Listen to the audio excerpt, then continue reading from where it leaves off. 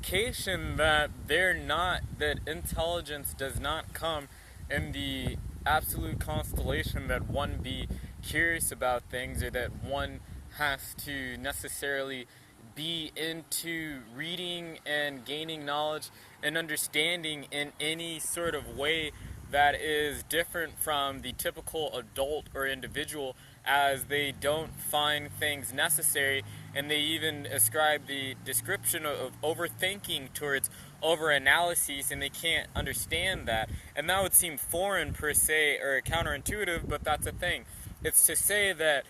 traits influence the way that people approach information and understand things, and it colors the way personality is. And there are a conglomeration of factors necessarily that mean this or lead to that, that don't have anything to necessarily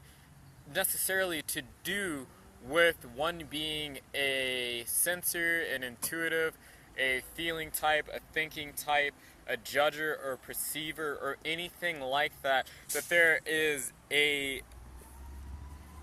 greater depth and picture, and that personality fits in a certain scope. Personality is something that is at the foundation of many things, but not the complete foundational description of somebody's existence. I do think personality can describe motivational schemas in terms of the way one is disposed towards looking at information in the environment. How readily one is towards intellection does not mean that they won't be bent towards categorical organization and information in terms of the scope of logic, as there can be INTPs that do not find that they have the same amount of intellectual appetite as myself. But there is also the reality that there may be an INFP that has a greater intellectual appetite than myself and greatly enjoys inquiry and investigation, though that they will be more concerned about the qualitative and subjective aspects of things than myself. They still have this kind of yearning and desire and interest to explore things and dive deeper into a whole and tonality of information and things. It's just to say that you cannot take any one person's experience or take certain traits and dispositions and think that they describe the entirety of the picture of any one personality type, as temperament is the foundational piece and the archetypal expression, but the personality that the individual has is something of a conglomeration and something that has nuance and variance to it, that has more to do with other factors that are biologically linked, culturally linked, socially linked, familial and linking in terms of backgrounds and education and various aspects like that. I do know that my own tendency towards education has influenced at least the amount of information I have, the scope at which I'm able to investigate things, because very really I'm at a college university, so I have access to databases in terms of psychological literature, papers in physics and mathematics by way of my school for free, that other people would have to pay $30 and $40 and $50 per se to get their hands on the journal, or $20 to $30 to $10 to $15 for the PDF or the particular paper itself. There's paper and things I can't access because I don't go to Harvard or anything like that, but that somebody at Harvard Law or Brown or Columbia would, per se, they would have a greater scale of accessing information, and is why I want to get into a PhD program and don't really value the PhD in terms of what it provides me in educational clout, but really what it can do for me in terms of what I'm able to investigate. And so that's really just to say that personality is a lot of something, but it's not the full story, it's not the entire picture, and people need to be careful in their descriptions, as your description, as a general description, is not something of subjective nature, as people will have to take statistical means, as in creating and using a large body of evidence and data necessarily to mind what is true. You cannot assume that what's true for you is true for all, because you may be within the majority but you don't know that necessarily unless you test it. And I say the testing of information and the scope of validity is something that people have to be concerned with, as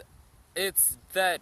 personality. So in this, that there's a responsibility to typists and sort of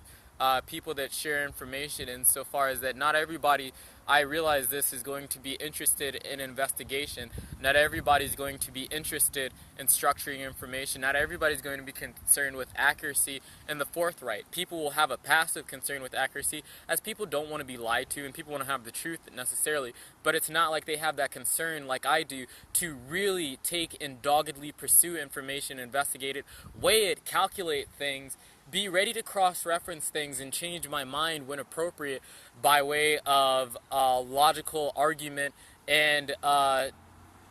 the right amalgamation and collection of data sets presented to me. They're not willing to do that, so I have to make sure when I'm structuring things that I include the fact that you cannot expect people per se to be investigative on their own, that even when the layperson listens to this or even finds themselves paying attention, and fancying this, they may not adopt what I say, but there is the possibility that they will adopt what I say. So I have to be careful with information, because misinformation and inaccurate descriptions and representations can very much influence someone's worldview and cloud their perception and their judgment to where they make awful decisions or assumptive elements that will lead to darker paths and roads per se in understanding, and really alienate the individual in their search for truth. And that I never want to be that agent per se, and don't care so much about, I do value my own thoughts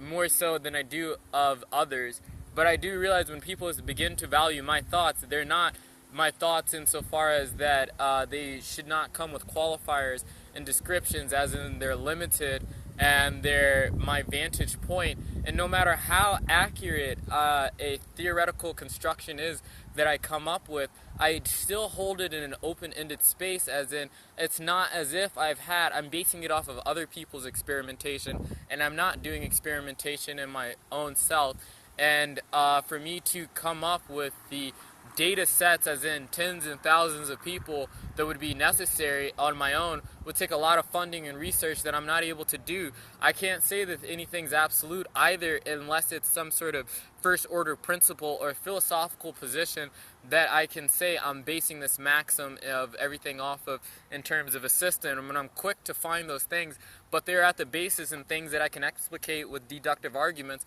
but so much of life does not fit into that scope. So it's just to say that there's a necessary distance and concern and care I have to have for information, particularly with personality, as it is so salient to people's existence and the investigation of what it means to be human and how people experience the world and what life is. So I don't like, and it's for these reasons that I don't like when people say that this is what it means to be X type, and you can insert what any type and it only be an experiential reference. You cannot reference your own experience and think that that typifies. For example, I would never say this is what it means to be human, though I'm a human being, and just it's solely be on the context of my experience, my thoughts, and everything of that nature. As in, I'm not very emotional, but I know the subjective and emotional state is very important, as I'm not somebody who's necessarily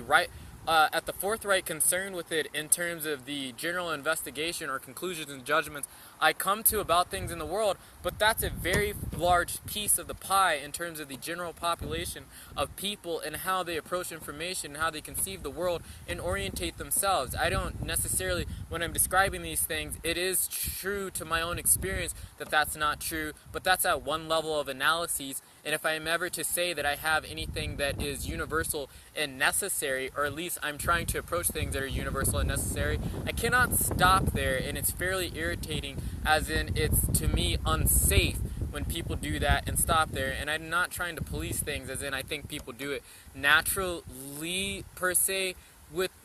a great amount of thought, but that people do it nonetheless, and they should be cautious. It's advice and their positions and their arguments, but they're not the constellation of the totality of the experience. And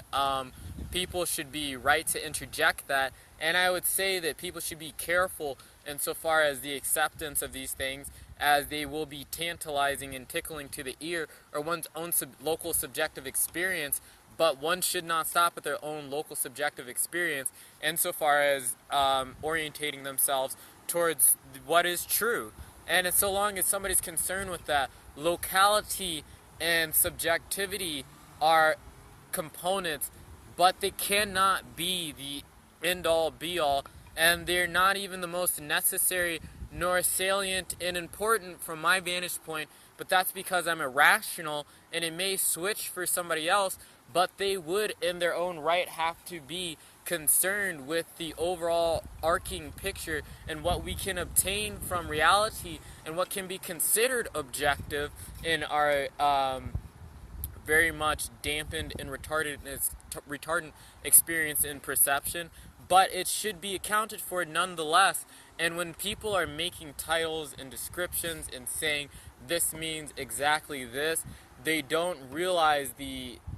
semantics of which are going on, that and how dangerous it can be. And a lot of times people take me being too serious or too intense about things, but I am an epistemologist, so I'm vigilant in terms of knowledge. And so that's what I have to say on personality. I've made videos on what I think personality is, and this is a video to say something more about the scope of personality. And I think it's also necessary for me in the future, in the very soon upcoming future, to make a video on what the point of personality is per se, as in, at least in Jung's conception, it was a tool for actualization. And I mentioned this passingly, but I think now it's becoming more precedent for me to make a video explicitly about that, the whys, the ins and the outs, and the hows necessarily, though I don't really get into those things in much detail, as really I